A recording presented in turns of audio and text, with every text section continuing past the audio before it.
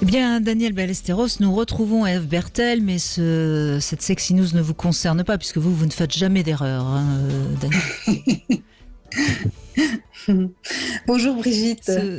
Bonjour Ève Bonjour Bertel. Daniel Ballesteros. Évidemment, Oui, bonjour.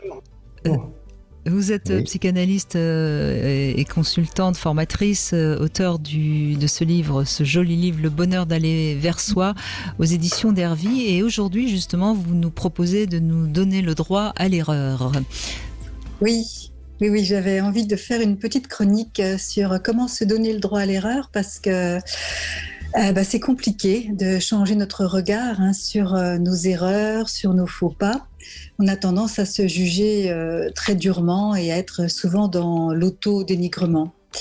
Alors bon, à notre décharge, on vit dans une culture judéo-chrétienne qui a mis dans nos têtes une sorte de confusion entre la faute et l'erreur. Du coup, l'erreur, elle est chargée en quelque sorte d'une connotation extrêmement négative. Et la faute, c'est un peu associé à l'idée de péché, l'idée de... Mais vous faites quoi comme différence entre la faute et l'erreur, Ève Bertel ? Bien, l'erreur, c'est plus un manque de jugement. On se trompe. Par exemple, je vais faire un gâteau, j'oublie de mettre du sucre dedans, il n'est pas bon, il va finir à la poubelle. J'ai fait une erreur. Je déboule dans la réunion avec mes dossiers, je me prends les pieds dans le tapis et je m'étale de tout mon long devant tout le monde. J'ai fait une erreur. J'ai pas été attentive à ce que j'ai fait. Je prends le risque de ridiculiser. Voilà, les erreurs, c'est ça. C'est des maladresses, c'est des oublis. On l'a pas fait exprès, quoi. C'est exactement ça. On l'a pas fait exprès. C'est une forme de maladresse, c'est une forme d'incompétence momentanée. Alors que la faute, elle est lourdement chargée, surtout dans notre culture, parce qu'elle est associée à un manquement grave. Elle est associée aussi à la notion de péché. Donc c'est comme si quand on a fauté, on disait ça à une époque des femmes, des fimères, ce qu'on appelait les fimères à l'époque. Quand on a fauté, on a fait quelque chose qui est gravement condamné par la société. À tort ou à raison, mais en tout cas, voilà, la faute, elle est considérée comme quelque chose, un manquement grave, quoi. Donc, il y a cette confusion dans nos têtes qui fait que c'est très très difficile pour nous d'aborder nos faux pas et nos erreurs avec un peu plus d'objectivité et de légèreté. Et c'est vrai que en général, quand on se retourne sur notre passé et qu'on regarde les décisions qu'on a prises derrière nous, souvent on est très accablé par les mauvaises décisions qu'on a prises, les mauvais choix qu'on a faits. On se dit mais qu'est-ce que j'ai fait, au bon Dieu, pour manquer à ce point de lucidité, pour être à ce point dans l'illusion. Donc on n'est pas clément, on n'est pas dans la clémence quand on regarde son passé et qu'on voit la longue liste de nos erreurs, de nos faux pas, etc. Et donc l'idée pour moi, c'est vraiment... parce que en effet, si on se fustige parce qu'on a fait une faute ou une erreur, du coup on reste sur cette idée et on n'en tire aucun profit de notre erreur, justement. Alors que les erreurs, elles sont là aussi pour nous permettre d'apprendre.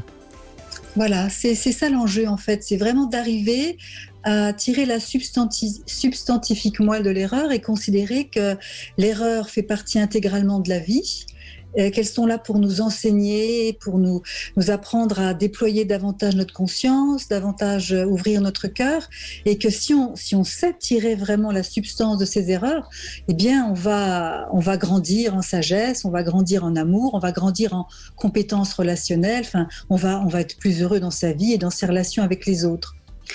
Et donc ça nous demande de changer de regard, ça nous demande de regarder nos erreurs. Alors si on prend comme exemple Ève Bertel, justement les choix amoureux, puisque c'est une émission où on parle beaucoup d'amour, l'erreur ce serait d'avoir choisi un partenaire qui ne nous convient pas. Alors qu'est-ce qu'on en tire, qu'est-ce qu'on en fait? Déjà on ne s'en veut pas d'avoir fait cette erreur-là. Alors, dans un premier temps, on va s'en vouloir, inévitablement. Je crois que la première réaction qu'on a, c'est que on s'en veut terriblement des choses qui ont foiré dans notre vie. Et ben, par rapport aux rencontres amoureuses, voilà, tout l'enjeu, et il est subtil, c'est de se dire, même si, entre guillemets, il y aurait eu comme une erreur de casting, hein, c'est-à-dire que le partenaire n'était absolument pas celui qui nous convenait, et on a vécu une relation houleuse, conflictuelle, problématique, c'est en même temps de se dire que ce partenaire-là, il a joué un rôle dans notre processus de croissance personnelle.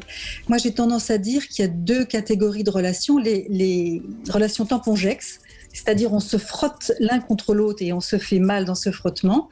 Et puis des relations plus de partenariat où en fait on peut s'accompagner l'un l'autre. Mais les relations tampon-jex sont souvent une étape nécessaire, c'est-à-dire c'est parce que je me suis frottée, c'est parce que j'ai été mis en difficulté, c'est parce que j'ai été malmenée entre guillemets où j'ai malmené l'autre dans la relation amoureuse que je vais avoir plus de clarté sur ce que c'est que l'amour, sur ce que moi-même je suis, qui je suis en profondeur, et qu'est-ce qui me convient dans une relation amoureuse et qu'est-ce qui ne me convient pas. Donc on est vraiment avec un apprentissage crucial qui va déterminer après la qualité des relations futures qu'on aura avec les autres. C'est donc éviter d'être dans la plainte. J'ai pas eu de chance, et éviter d'être dans le ressassement de quelque chose qu'on a vécu qui était terrible, éviter d'être dans l'autoflagellation et se dire voilà, j'ai vécu quelque chose, avec le recul je fais cette analyse là, et comment cette étape peut contribuer à m'aider à aller vers le meilleur de moi-même. C'est crucial. Et il y a une petite, j'aime beaucoup Nelson Mandela, et il a une petite phrase que je trouve magnifique par rapport à nos erreurs de parcours, nos erreurs de vie. Il dit voilà, je ne perds jamais, soit je gagne, soit j'apprends. Et on apprend avec nos erreurs et nos tâtonnements, quoi. C'est ce que j'avais envie de partager, rendre ces lettres de noblesse à nos erreurs. Je peux ajouter quelque chose? Oui, bien sûr, allez-y. En latin, on dit errare humanum est, c'est-à-dire que l'erreur est humaine, donc elle fait partie de notre vie.